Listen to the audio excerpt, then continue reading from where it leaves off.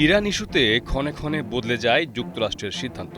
এজন্য সকালে এক কথা তো বিকেলে আরেক কথা। তারই ধারাবাহিকতায় আবারও নতুন সিদ্ধান্তের ইঙ্গিত দিলেন যুক্তরাষ্ট্রের প্রেসিডেন্ট ডোনাল্ড ট্রাম্প। আন্তর্জাতিক গণমাধ্যম দ্য গার্ডিয়ানের প্রকাশিত এক প্রতিবেদন থেকে জানা যায় এ বিষয়ের বিস্তারিত।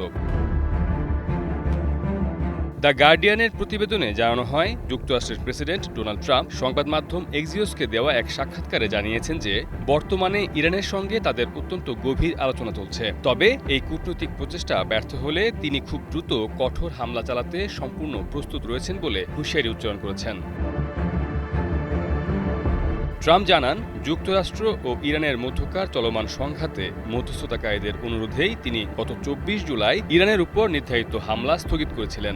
মধ্যস্থতাকারীরা তাকে পরিষ্কার ভাষায় অনুরোধ করেছিলেন যেন তিনি এই মুহূর্তে কোনো হামলা না চালান। কূটনৈতিক আলোচনার জন্য তিনি ঠিক কতদিন সময় নিতে প্রস্তুত, এমন প্রশ্নের জবাবে মার্কিন প্রেসিডেন্ট স্পষ্ট করে বলেন যে এজন্য খুব বেশি সময় দেওয়া হবে না, হয় খুব দ্রুত এর একটি সুরাহা হবে, নতুবা কোনো আলোচনায় টিকবে না বলে তিনি মন্তব্য করেন। মির্জা রকিবুল হাসান, নিউজ 24।